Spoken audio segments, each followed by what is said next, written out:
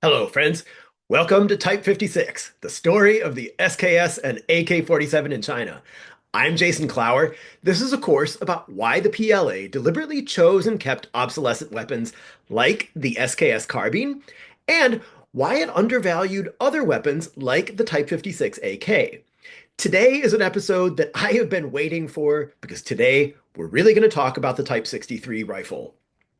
We can think of the Type 63 automatic rifle project as a lot like China's version of the M14. That is, it was supposed to combine several squad weapon roles in one and make the whole process of weapon provision and training more simple and efficient. And it didn't go so well because, in hindsight, it ended up prioritizing more old-fashioned values that the two armies' leadership didn't understand were going to be increasingly outmoded. They had allies who had actually seen the future, which was what would come to be called the assault rifle, but they didn't yet get that that's the way that history was going.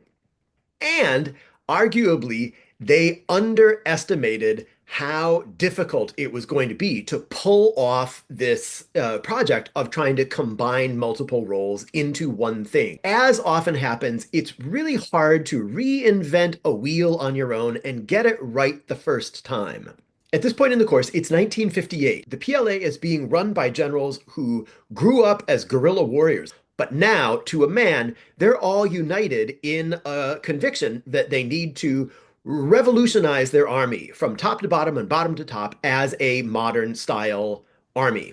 And they're going about this in a somewhat Soviet way, but with Chinese characteristics. And although they don't know it, now in 1958, this is their last year of having the reins in their own hands. This is the last year the party and its political concerns, and in particular Chairman Mao, is going to let them run and build the army their own way, with an eye strictly to military science and not to ideology. Things are about to be turned around on them, and by the end of the year, many of them are going to be out on their ears, and the rest of them are going to be treading water like mad, trying to stay afloat politically and keep the army viable before that political hurricane hits. They are thinking, as always, about their budget. As we've seen before, on the one hand, they have dreams of modernizing as fast as they can. On the other hand, they have the realities of an economy that needs to be extremely judicious about how it spends every last penny. Those economic budgetary challenges are treated mostly in a separate video where we saw that they were cutting back on everything from purchases of new military equipment to maintenance and training, including just rifle ammo for live fire training, and even the soldiers' rations. They're barely getting by. So, everywhere in the PLA, and in fact, everywhere in the Chinese economy, a watchword is economize and do more with less. Now, if you thought that Soviet weapon designs were already optimized as much as they could be for simplicity and cheapness of manufacture, China's going to try to go them one better. One thing that Chinese manufacturers were always good at since the dawn of modern Chinese industry was cutting corners intelligently. And so they brought that now to the production of things like the Type 56 family. Anything that would make any given unit of the weapon quicker or cheaper to produce was going to stack into something meaningful over the process of producing 3 or 4 million copies of these weapons. So they found ways to save machining time by omitting some lightning cuts. At some point, if memory serves, they switched over to cheaper stamped trigger guards and pinned barrels. And Chinese metallurgists, who hadn't been sent for political re-education yet, they learned to substitute cheaper, lower quality domestic steel and alloys that they happened to be able to make better to compensate for their lesser availability of mineral resources and their relatively unsophisticated steel industry. So, at least as far as they were concerned, they were wringing out just a few more savings from these Soviet designs without meaningfully diminishing the gun's usefulness. The most iconic, the most famous of these changes was, of course, the bayonet for the SKS. You've seen my SKS Lean Lean's bayonet, a blade bayonet. Da da da da da da da da da da da da da. She was one of those early units that was made in China, partly with materials that were brought over with the Soviet advisors from the Soviet Union. And so she's got one of those Cyrillic serial numbers, and she's got the old Soviet style blade bayonet. But then at Factory 296 that made the SKSs, production engineers started to get complaints from the troops in the field who did a lot of bayonet practice. We've talked before about just how much the PLA loved their bayonets. And if you were a company commander who didn't have much ammo to take his men to the range, which was basically every company commander, well, so much the better, because you could always take your troops to the bayonet course and have them go all out and practice that spirit of the bayonet that the PLA valued so much. But then they found out that the Soviet blade bayonets were breaking.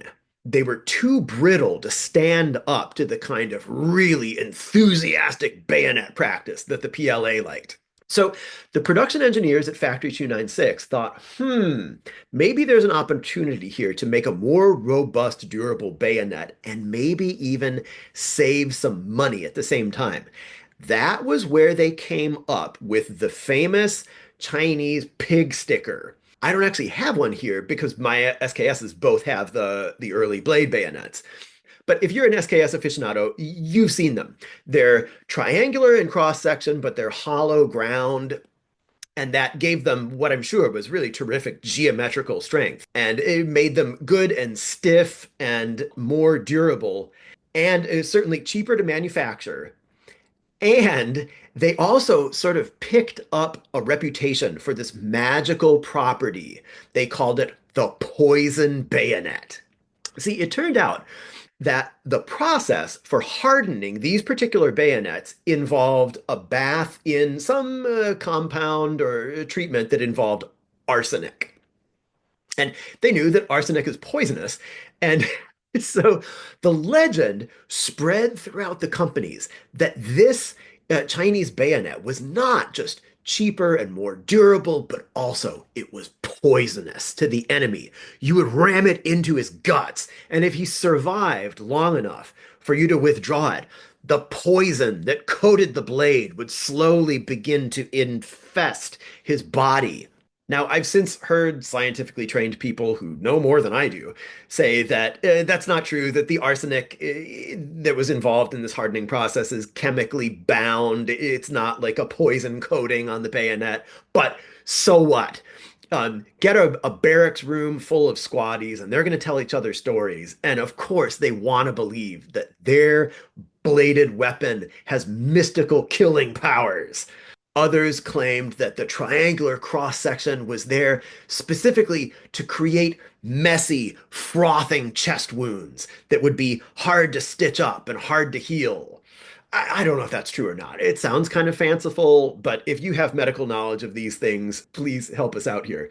I figure it's just that since the dawn of soldiering, men with blades have liked to attribute quasi-magical properties to those blades. I bet that 5,000 years ago, the first guy who had a bronze awl that was specifically made for sticking through somebody's eye probably thought that it was magic.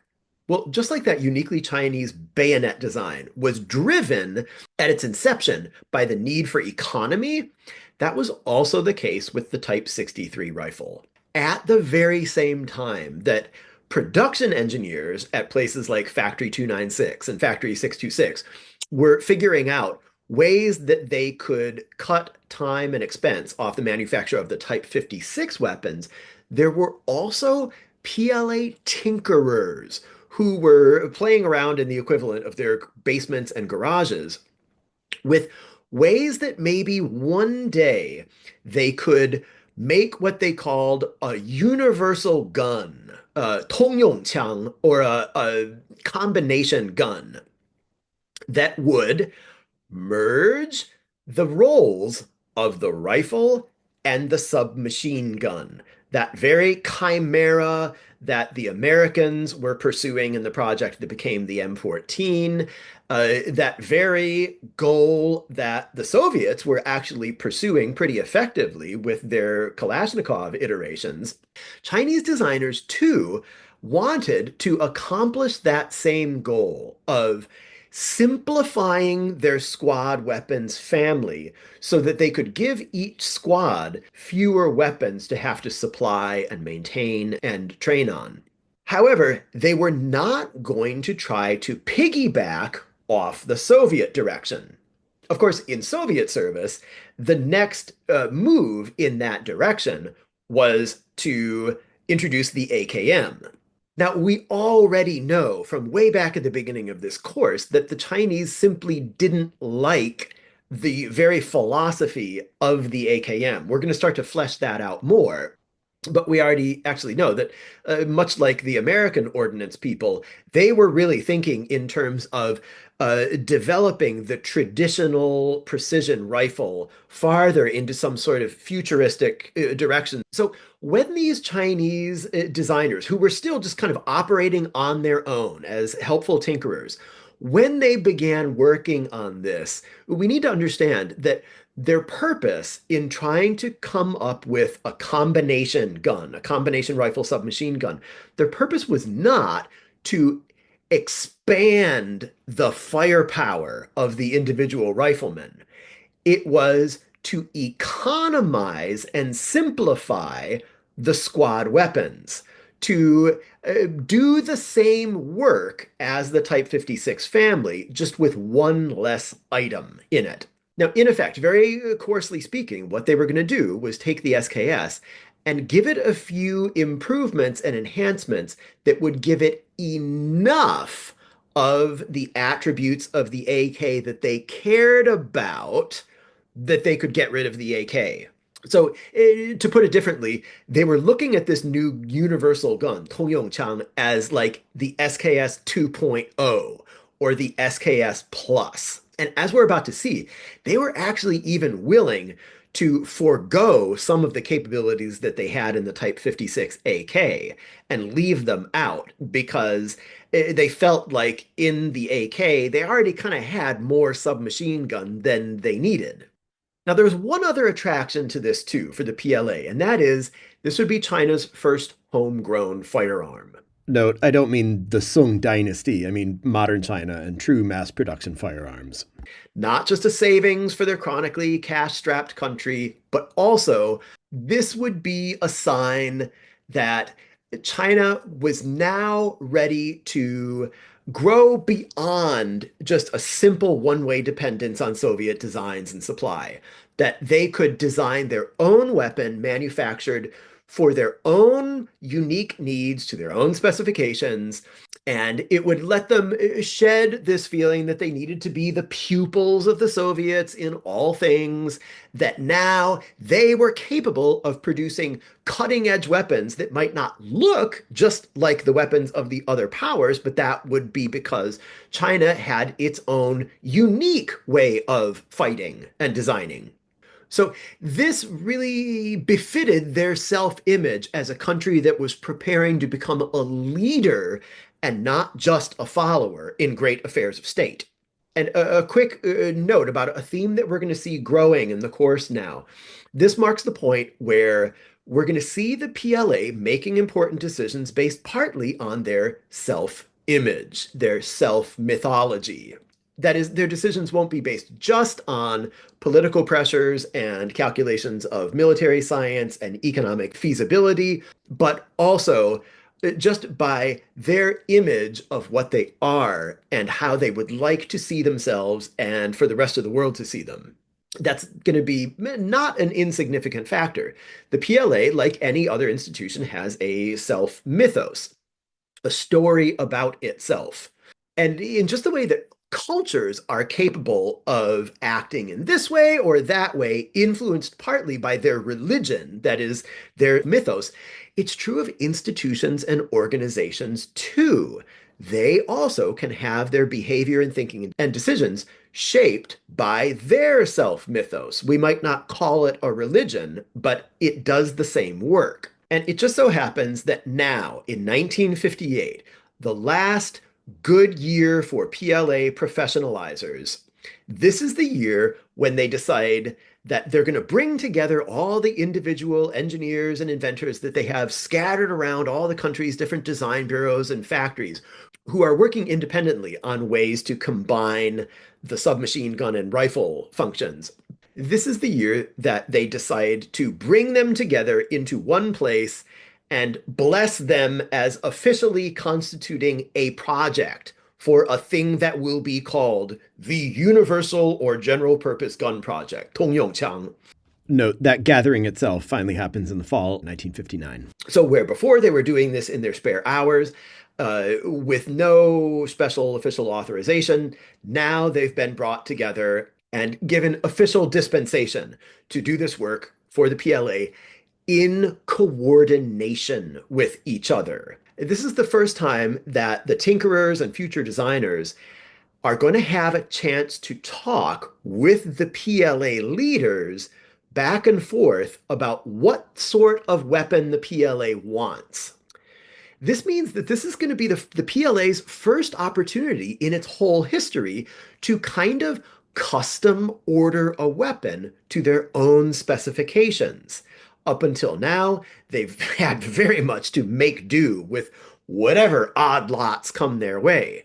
Now they actually get to choose and prioritize. So let's look at what they pick because it's going to say a lot about how they see themselves fighting in the future when we can look at what qualities they prioritized above others and what kind of specifications they were going to try to push these designers to meet.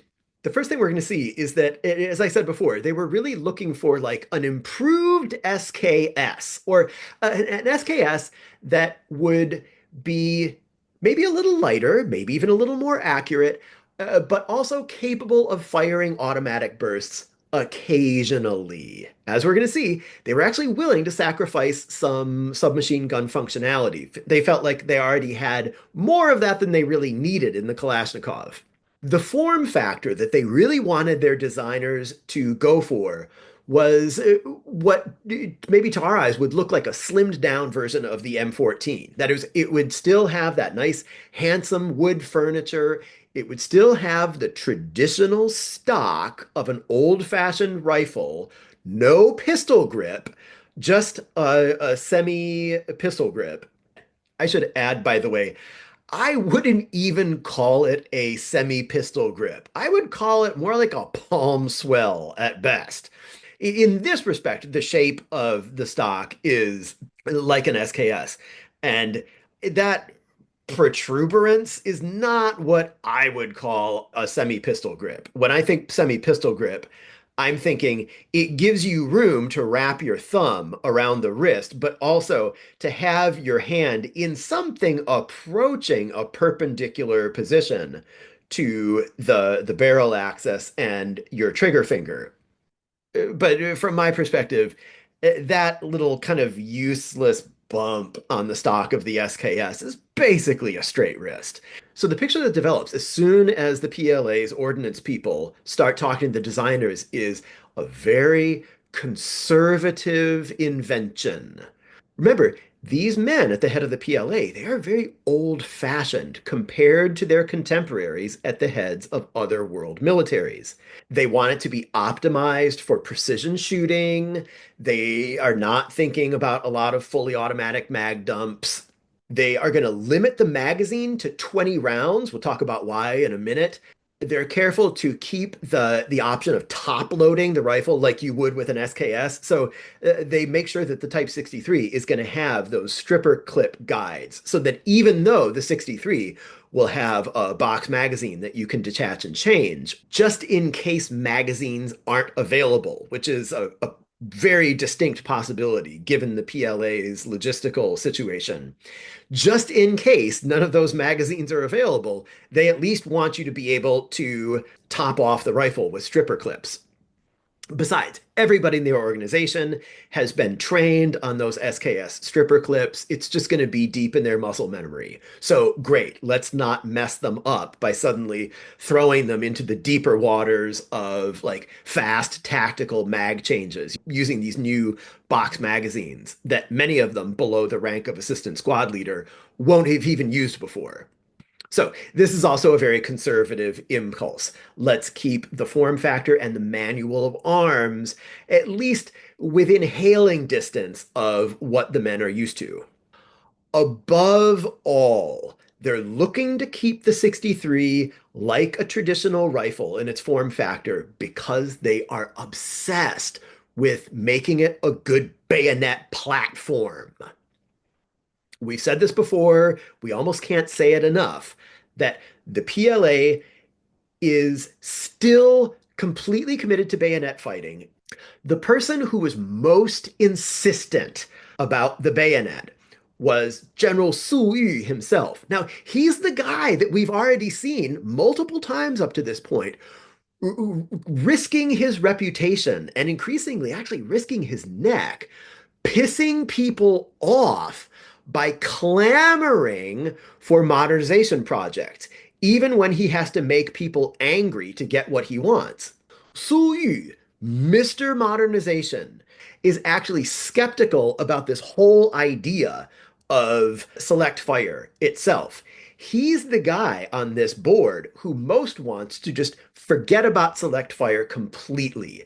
He just wants an accurized, improved, cheapened SKS 2.0. And as we've mentioned before in a different video, it might seem from a modern perspective that these guys are just like clinging to bygone times and they're concerned for the bayonet. But in that video I did, I made the argument that no, given their actual war plans and given the tactical and logistical realities of their army, even in the 1950s, well, they were in fact going to need to be relying on those bayonets a lot. Remember, this is a time in the PLA when a combat rifleman in a pretty high speed frontline unit maybe will get to shoot 100 rounds a year of live fire. That's how scarce ammo is. I'm going to elaborate on that point later and give you some numbers that will really make your eyes pop. But basically, I have more ammo in my living room right now than most of these guys would see, even in like DEFCON 1 full alert conditions. More about that later in another episode. But what I'm saying is that the PLA's ammo supply situation is always going to mean that they're going to be needing to depend on their bayonets. The PLA soldier must always be prepared to fight without ammo. And given their tactics, some of the time, the plan is actually going to be that they'll be surrounded and they'll need to break out. They're going to be far out of contact with their lines of supply, and when they're out of ammo, they're out of ammo. As we've said before, in some situations, ammo is just going to be kind of like a luxury, like a nice to have thing, but not strictly necessary. So given those realities and those plans, it's not madness for them to really fixate on the bayonet. So what that meant was they were focusing on the form factor of the rifle and keeping it kind of smooth and slender and unobstructed by things like big magazines because they're trying to keep it as much like a spear as possible. Under ideal circumstances, this thing is going to be used on full auto rarely. It's going to be used as a spear a lot. So they give it a slender wrist so that your right hand can hold it down as close as possible to the butt and extend your bayoneting reach as far as possible. They compromise on the size of the magazine. This is super telling. They are only willing to give it a 20 round magazine for two reasons. First, they don't really like the idea of the protruding magazine at all. What if you go to bayonet thrust a guy and that magazine hangs up on something and fouls your thrust? And so instead of penetrating his throat and finishing him, maybe you have to try it again. This just prolongs the fight in a very dangerous way.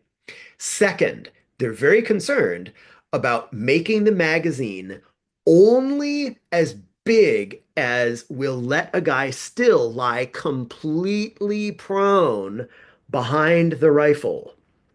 So they have to compromise on this pretty stubby 20 round magazine for the Type 63. They decided that was the max size for letting the shooter prone out completely and still be able to shoot the rifle. One other thing, they chose not to keep the AK style pistol grip because of bayonet fighting considerations. It turns out the fear wasn't that you wouldn't be able to thrust effectively. I mean, I'm sure they could design a pistol grip that gave you still a nice thin wrist behind it and you could hold that like a spear. No, I discovered that the worry was that after that, you'd be holding on to the weapon by its wrist. And if it had a pistol grip, that would get in the way of your hand getting back into a firing grip on the weapon so that you wouldn't be able to transition as smoothly between bayoneting, shooting, bayoneting, shooting. They really thought this through. I don't necessarily endorse this, but I'm just going to say they're much more experienced bayonet fighters even than me. So I'm going to defer to them on this. So the last word on that is that really and truly, any gun that the PLA adopted as a quote unquote general purpose weapon would not be suited for purpose if it weren't good for hand-to-hand fighting. Maybe that wasn't the case in the Soviet army, maybe it wasn't the case in the US army, but in the PLA, nothing could really truly be called a general purpose weapon if it weren't good for bayonet fighting. Now, that explains one last choice, too. The thing that they were struggling with the most as they tried to get these different attributes and qualities into the desired form factor was weight. And it was getting perilously close to a full 4 kilos. That's 8.8 pounds. And that was going to be a lot. Well, one possibility theoretically would have been let the soldier detach the bayonet. That bayonet added almost a pound out at the muzzle end of the weapon in the most ergonomically nettlesome place it could be, where it's got all that leverage. But as far as I know, no one even seriously considered this. What they actually did to make the 4 kilo weight limit was make the stock even more slender and specifically narrow the wrist even more. They still kept that bayonet bolted out at the muzzle end, and fatigue be damned. And although I haven't seen this spelled out in black and white in documents, I think the logic went like this. If you're the PLA and you consider the bayonet absolutely essential to the weapon's proper functioning, then why would you leave it to the discretion of the 18-year-old conscript whether to leave it on the end of the weapon where it belongs or to give in to temptation and take that pound of steel off and put it on his belt, where it might get lost, it might not be ready in time for action? If this is essential to the functioning of the weapon, are you going to give that choice to the 18-year-old soldier? No. If you have any doubt about that, let's just ask this question. Can you imagine any army in the world that would give the soldier the choice of maybe detaching the trigger assembly from his weapon and like putting it in a pouch on his belt where it'll carry easier? Absolutely not. So I surmise that from the PLA leader's perspective, there is only one place for something as important to a bayonet, which is the literal tip of the spear of the PLA. That place is on the muzzle. Yes, it's clunky. Yes, it makes your arms tired. But you know what? That's why we recruit and train scrappy, highly motivated soldiers.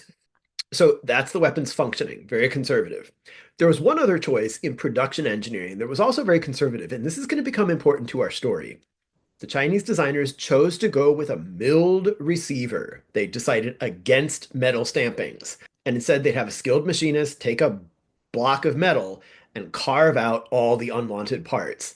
Well, the Chinese decided that even though they didn't have skilled machinists growing on trees, in their particular case, it was going to be cheaper for them to buy a few extra milling machines and train up some machinists, and that was just going to be cheaper and faster and more reliable than trying to master the whole stamping technology thing. If I'm not mistaken, we saw something very much like this with the Soviets when they went from the first pattern of the AK to the Type 2, but I'm far from an expert in this.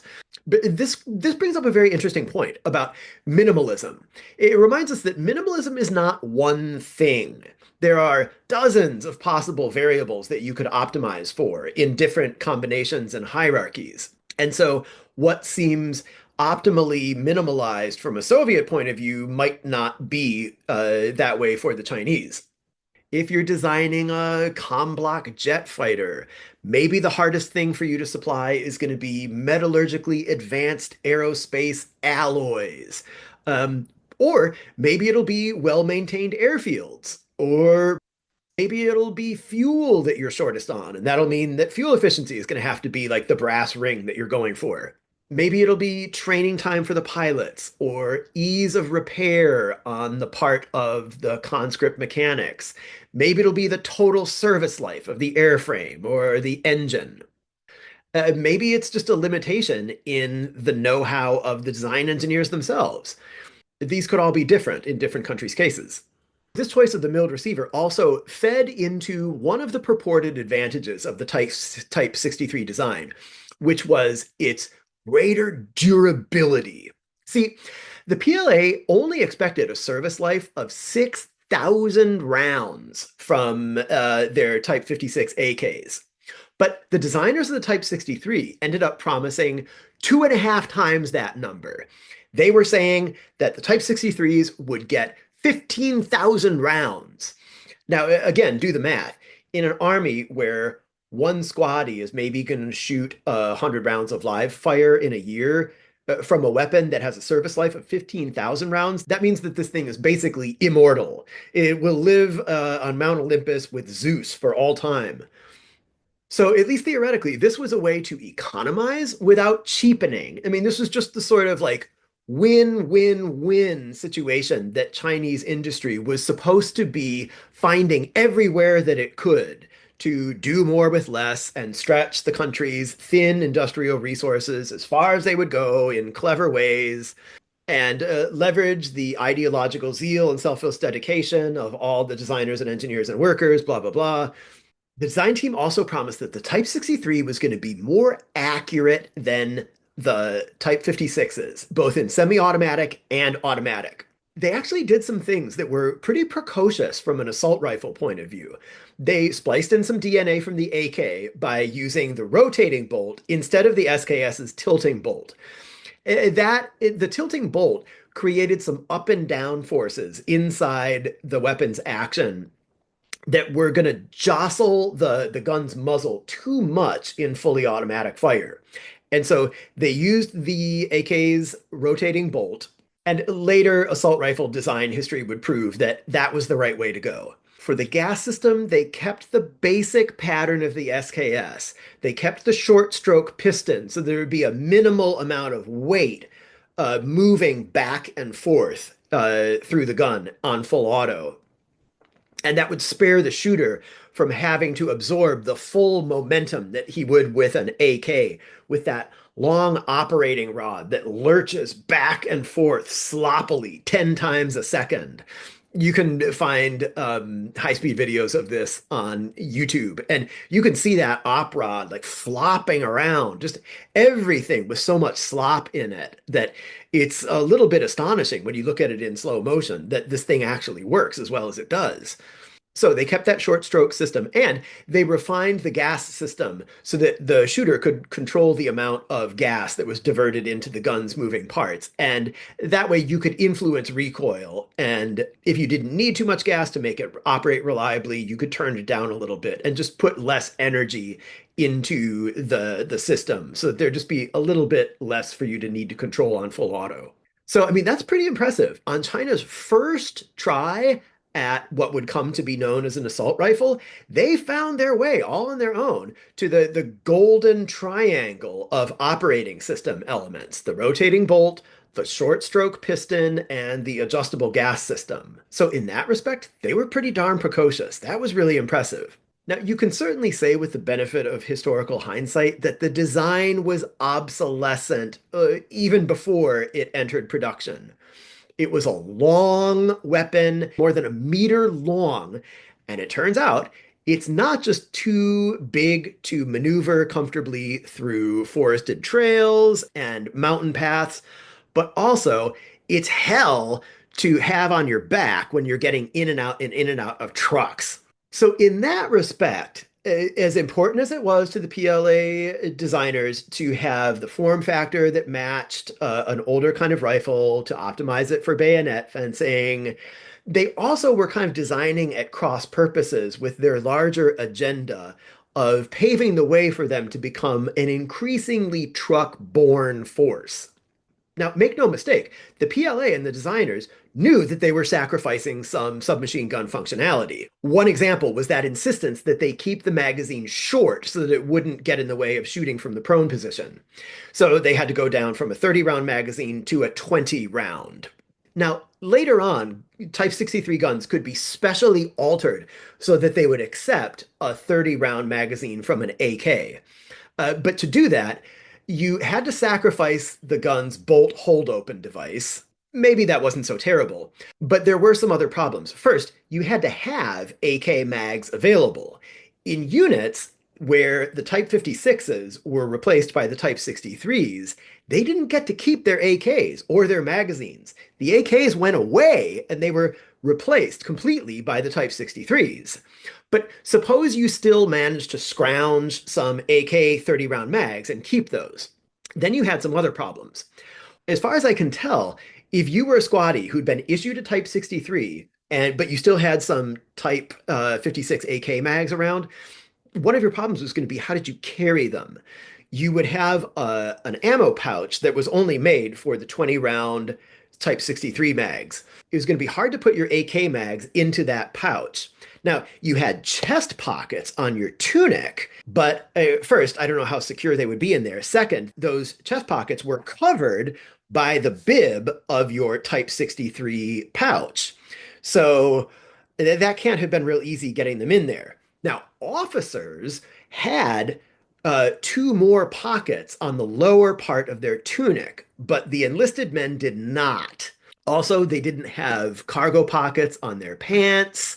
So the PLA's load carriage equipment, which was never ideal, that needs to be a video for another day because it's really interesting.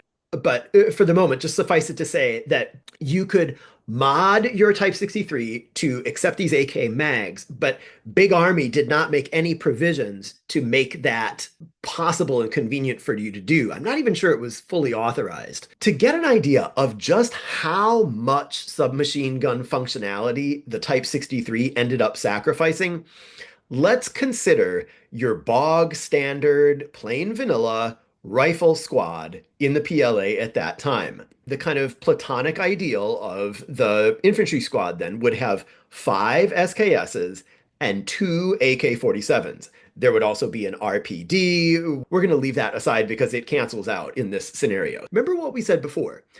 When a unit would get the Type 63s, it lost its Type 56s. It's not like you would give up your SKSs to get the new weapon but be able to keep your AKs. No, no, no. When the SKSs went away, the Kalashnikovs went away too.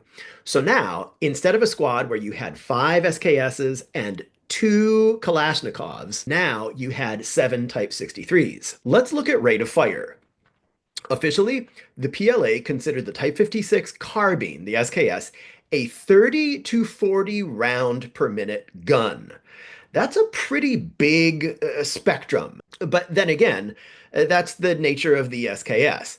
On one hand, we have the story that I told you last time about the crew-served SKS that sometimes happened in combat, where it was just so finicky to get those big stripper clips into the guide rails and then push them down. If you fight an SKS, you know how this is. Sometimes those things just hang up and catch in the stripper clip. They don't go down nearly as easily as they should. And I imagine that trying to do this in combat with scared butter fingers is not an easy thing. Under the circumstances, maybe 30 rounds a minute is a little bit optimistic. On the other hand, you can see guys on YouTube who will demonstrate these super fast reloads where they're just like bang, bang, bang, bang, bang, bang, bang, and then there's one guy, I'll link to him. He's amazing. He finishes his string of fire, then he short stocks it, and he's got his stripper clip already staged, and just like out of nowhere, he's thumbing that thing through the top, and he's back on target. Now, I don't know how much aiming is happening, but we'll just leave that aside. So the PLA gives the SKS a 30 to 40 round per minute rating. Okay. And it gave the Type 56 AK 100 rounds per minute. Okay, so we'll do a little bit of back of the envelope nerd math. Five SKSs times 30 to 40 rounds per minute plus two AKs with 100 rounds per minute. That gives us 350 to 400 rounds per minute. Now, what about the Type 63? The PLA considered that a 40 round per minute gun. So the move from the SKS to the Type 63 moves us from 30 to 40 rounds per minute, they believe, to a reliable, steady 40 rounds per minute. And under this scenario, we've got zero AKs. So do the math. 7 times 40 rounds per minute gives us 280 rounds per minute in a Type 63 equipped squad, as opposed to 350 to 400 rounds per minute in a Type 56 equipped squad. That's a big difference. And do you notice which way the difference is going? It's going down. So I don't think that the PLA leadership like failed to notice that. I don't think it escaped their attention.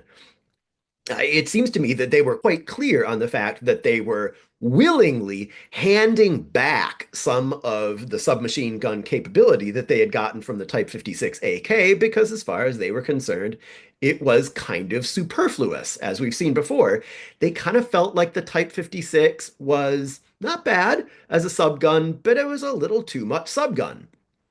And they were actually willing, with their eyes wide open, to take those 70 to 120 rounds per minute and just like hand them back to the universe and say thank you so that they could have the supposed advantages of the Type 63. Now, this video is about the Type 63 as it was supposed to be. The Type 63 at its best. The Type 63 as the kind of platonic ideal. Sure, it was a compromise because every design is a compromise among different possibilities. There's opportunity cost to any choice you make, but if the Type 63 had been all that it could have been and was meant to be, that's what this video is about. And I'm going to save for the second video on the downfall of the Type 63 project almost all the talk about its shortcomings, its flaws, the way it was disappointing or failed to achieve its potential. But I'm just going to mention this one thing. Remember that one of the virtues of the Type 63 that was going to make it worth giving up some of the AK's capabilities, one of those virtues was supposed to be that, at least in full auto, it would be more accurate. This was really like hyped and vaunted as one of its qualities. And in fact, it hasn't even completely lost that reputation now, even with the benefit of historical hindsight. There's an account that I'm going to read it to you in a minute. I've got some questions about this account, but it comes from no less than Ma Shiceng, who's the daddy of insider Chinese gun historians. So far be it from me to question Ma Shiceng. Here's what he writes about the Type 63.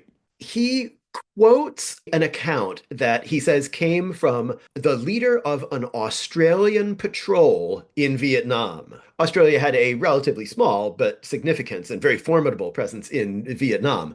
So he gives this account of an Australian soldier's supposed run-in with a Type 63. By the way, I have not been able to locate the original text of this account. I have not found it. That doesn't mean it doesn't exist, but all I've got is Ma Shiceng's Chinese translation. And so now I'm back translating that into English. These won't be the exact original words of the original informant. Okay, this Australian soldier says, we were patrolling a riverbank when suddenly, across the river, we heard the familiar sound of an SKS.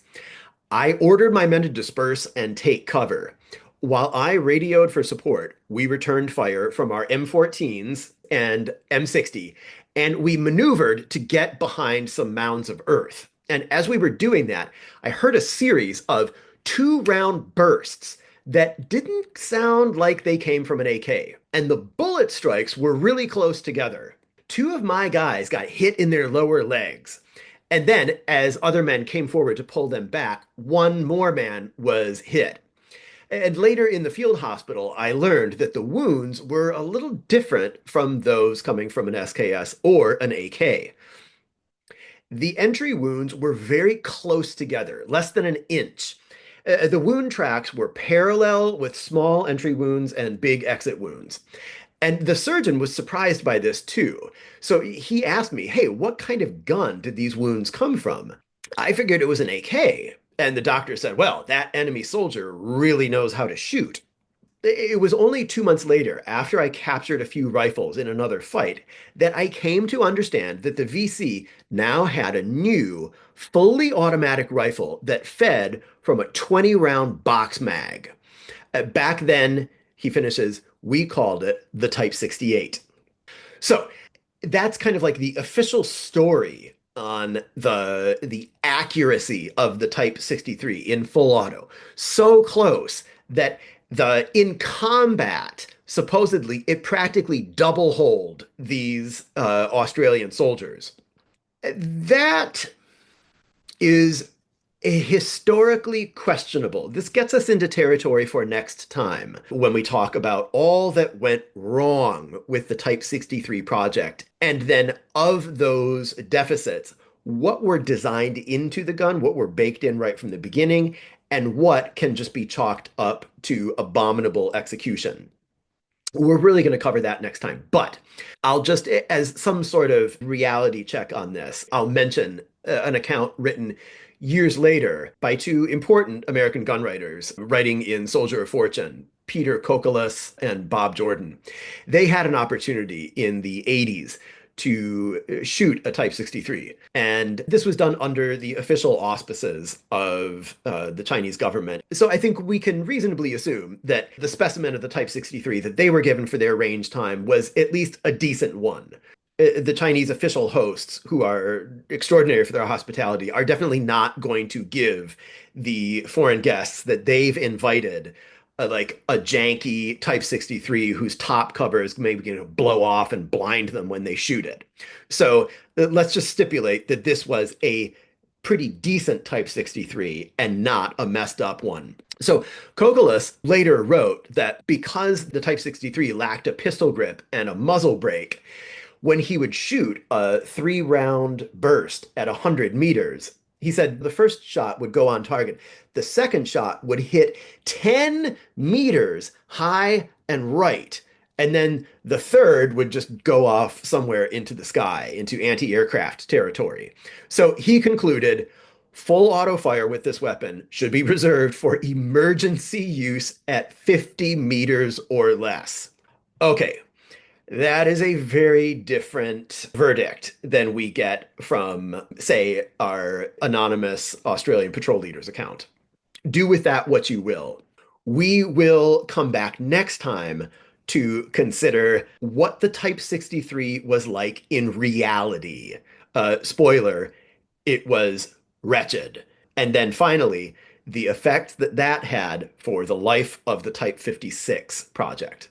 Until then, This is Type 56, the story of the SKS and AK-47 in China. If you like this sort of content, please like and subscribe. You might even visit our Patreon page. However, the course remains free to all the world's workers, soldiers, and peasants. I will see you next time, and I am really looking forward to it.